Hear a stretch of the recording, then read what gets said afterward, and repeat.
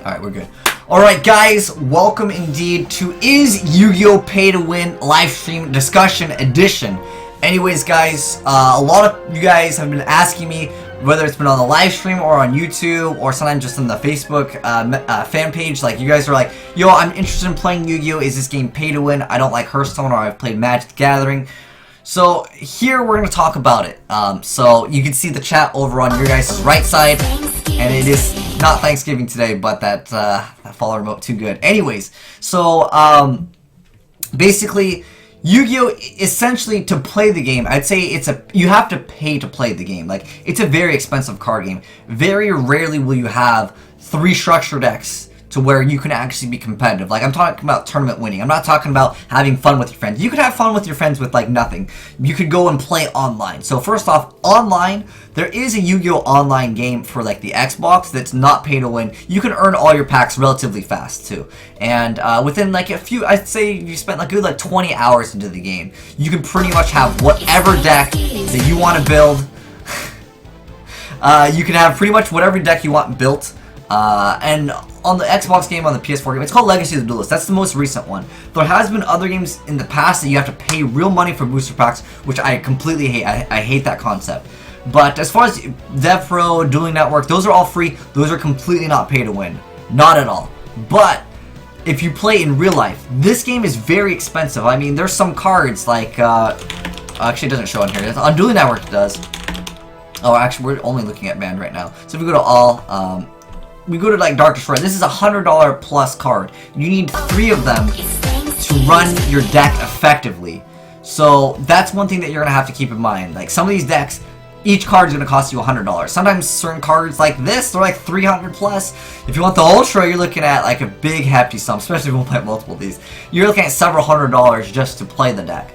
Now, yes, there are decks that are cheaper that can indeed win, but are those competitive? Usually not as competitive, but I want to hear what you guys have to say in chat because, for me, I consider YuGiOh a pay-to-play game, essentially. Like, yes, majority of the time, the best decks are the most expensive. That's just how it's going to be because the demand is higher.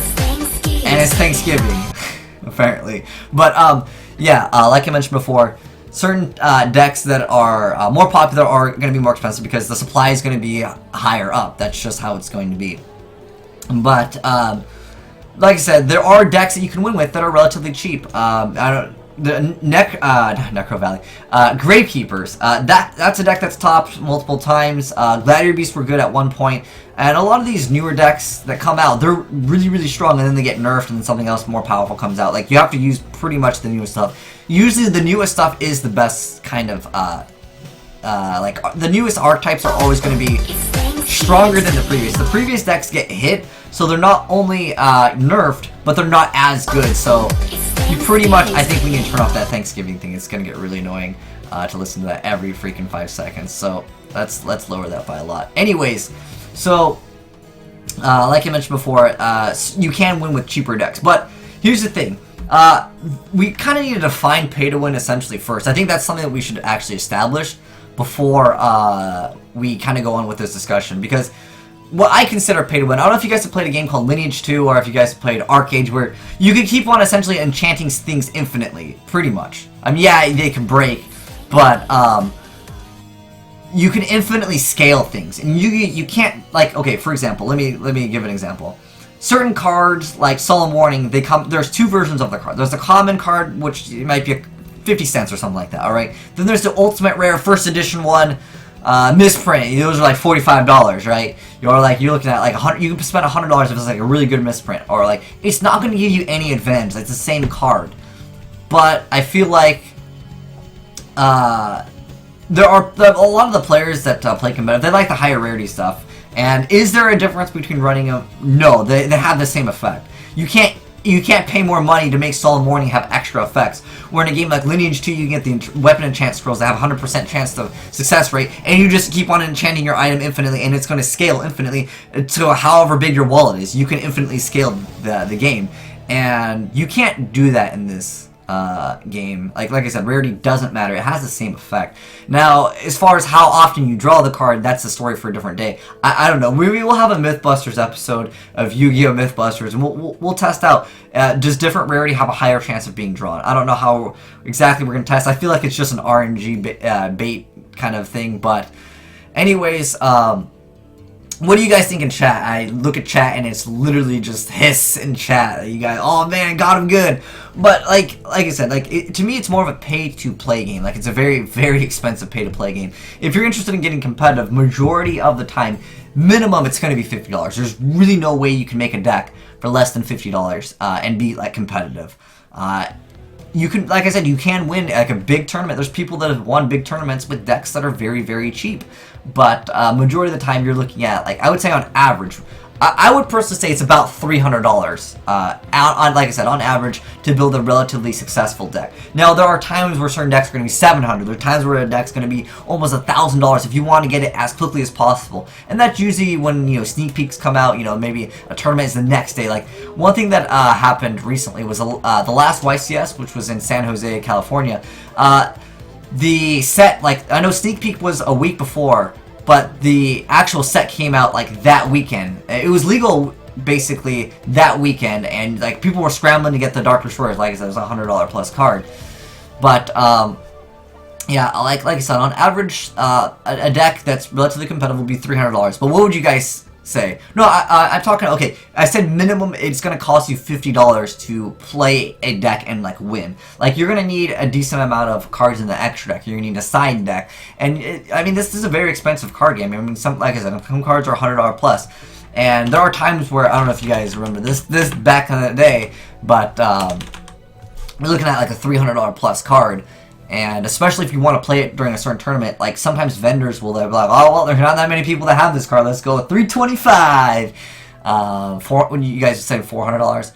Despots are $60. Yeah, like I said, like you can play certain decks and have fun without spending a lot of money. And there are things called structure decks or starter decks. Sometimes you can pick up 3 of those, add in a few cards at like $10, $15 a piece, and you're going to be able to be relatively successful with it. But I would say, yeah, you're looking on average of about $300 if you want like a really decent competitive deck. Like I said, there are times where it's much more, but that's basically, I think, all I wanted to cover. I think we basically covered all the things that I wanted to mention. Did you guys in chat feel like I missed out on anything, or did you feel like there are other notes that we need to touch up upon? Because, like I said, my definition of pay to win is basically being able to infinitely pay money to scale your stats infinitely, and you can't exactly do that with this game. Although, oh, one thing I want to mention, okay, a lot of people ask me, you know, I'm quitting this game, I want to get into this game, is this game worth it? Now, you have to decide what's worth it for you, because if you want to be a competitive player that's going to make a lot of money off this game, even if you win all the tournaments, the prize pool for this game does not support it. There are no cash prizes from the official Yu-Gi-Oh! Tournaments. Obviously, if you guys are doing stuff and, you know, like a different like tournament, there can be other things like, you know, there's cash prizes tournaments, but realistically, it's not enough to make a living off the game. If you want to be a pro player, you essentially have to be a streamer. That's the only real way to be a pro Yu-Gi-Oh! Player. But I'm going to go ahead and check out chat just to make sure we didn't miss out on any notes that I think that would be good. I missed your message. Just post a tiny picture. Let's not hover over that. Power creep and ban list. Oh, okay. Well, we could talk about... Okay, so... a lot of times in this game, as far as power creep goes, when you have like your deck, like you spend $300 on a deck, in 2 months, it might be worth nothing. Absolutely nothing. They're going to completely destroy it. All these cards, you see that with the number 1, that means you can only play 1 copy of. And there are some cards that are completely banned. Like, you can't even use certain cards. Let's just go full search. Like, these cards, you can't play them at all. And some of these cards, they were very expensive. Some cards don't deserve to be on this list. Totally pointing at Stratos here. But, later on, things will get hit, and basically, your deck that you spent $300 on will be completely useless. It could be. It's just, like, if certain cards get banned, a deck can't even play. Like, you can't function at all. Sometimes there's things that, there are things that don't deserve to be banned that actually make it so the new stuff will be even stronger. So, not only is the older stuff nerfed, but it didn't even need to be nerfed in the first place because the other stuff that's coming out is even stronger, and sometimes they will nerf things that counter the new mechanics in the game. Like, you know, like we have these two cards banned right now, and the game is moving towards what's called the pendulum archetype, and basically they revolve around scales, and they need to keep the scales up to be good, so they ban the cards that would destroy the new stuff. So, like, the newer stuff is always going to be better, like 99% of the time. There are very few times where an old deck can be successful multiple times. Dragon Rulers was one of them, but there's not that many decks that can do it over and over. But there are certain decks that can always get more support. A lot of people are like, you know, what should I play if, like, you know, I only have a certain amount of money and I can't really invest too much into buying a new deck all the time. The one deck that always gets more support, like, it just keeps on getting support. It doesn't matter how far in the game we've gotten to. But Blackwings always get support. I don't know what's up with this archetype, but are they really good? No, but at least they're getting support. Time after time, this deck is getting support. And there's also another deck that a lot of people like, that it can win at any moment. Like, you can sack people because there's a card called Judgment Dragon, which gets rid of all, actually Judgment Dragon isn't spelled with a E. Yeah, okay. Yeah, Judgment Dragon over here with no E. Basically, once you get this card out, you get to destroy everything, and then you can keep on activating its effect. You can keep on blowing up the field. So I would say, if you're a player that doesn't have a lot of money and you can't invest future money into the game, the two decks that I would recommend you to actually pick up are Lightsworn and Blackwings. Both are very cheap, and Lightsworn isn't, I mean, they got this card to support. This card is like, we're talking like several $100s, but you don't need this card to actually win the game. This is basically your win condition. It is very good and it helps out a ton, but this card will probably be reprinted eventually. Most of these cards that are like several $100s, they're prize cards, and they eventually get reprinted, and sometimes in like tins and all that other good stuff that is like product in the game. But anyways, let me see. Roos actually usually has good points. Says, if you can't consistently win over 50% of the time without spending money, I'm pretty sure the game is pay to win. So yes, Yu-Gi-Oh is pay to win, but to what extent is the better question. Okay, I got you. I got what you're saying, Roos. But I mean, my definition of pay to win might be different than your definition of pay to win, because like I said, I consider pay to win something where you can infinitely put money into the game and it scales to the point where, like, if you spent $300 a deck and I spent $50,000 on a deck, there are people that are that crazy that have dropped so much money into Lineage 2 that you just, like, especially on those pirate stores where you can infinitely use those enchant scrolls, where you can get your weapon up to where if they have the same weapon as you, but their weapon does like 500% more damage. Like, they will one-shot you because that's just how the game wants to be played, like enchant scrolls. But yeah, oh, someone mentioned Yosenju's as a budget deck. Yeah, that could be a good budget deck, but you need an extra deck for that, and that deck might not get support. That's why I'm recommending Lightsworn as well as Blackwings for starters, because sometimes some of your friends might have extra cards laying around. Try the game out before you get into it, because like I said, a lot of people jump in from Hearthstone or other card games and are like, you know what, I want to play this Yu-Gi-Oh game. Is this a good game for me? Is it pay to win? Those are my thoughts on it, but like I said, you guys can read chat in this, well, you can read the chat in the description. No, you just read the chat on the side. You can see what other people have to say, but yeah, play online before buying the cards. I will recommend you guys two different websites. One of them is automated, which means it'll do everything for you. One of them, you will have to actually read the cards, and you're going to do everything manually, just like you would do in real life. So if a card said destroy a card, you would actually have to tell your opponent, I'm destroying this card. They would actually have to move that card. So there's two different applications. Play whichever one that suits you. One of them you have to download. One of them is just an online app. It's online Flash. I believe it's Flash based. I don't think it's JavaScript. But anyways, yeah, there's two different ones, and they're all free. You'll have access to all the cards. Obviously, in real life, you won't have access to all the cards. You have to buy booster packs. And there are certain cards that have different rarities, and that's another thing. I actually have a video talking about rarities. If you guys want to watch that, I'll also link that down below in the description box.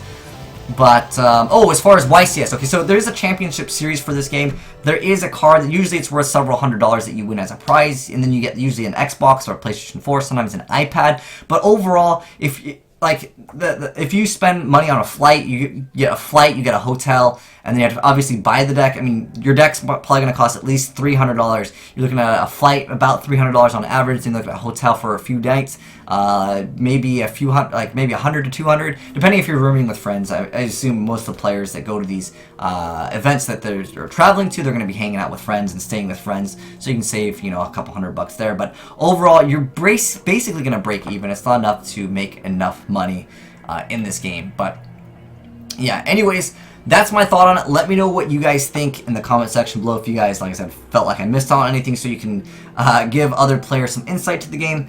But yeah, those are my thoughts. Hope you guys enjoyed the video. But thanks for watching. It's your boy Will Smith signing out. Okay, we're good.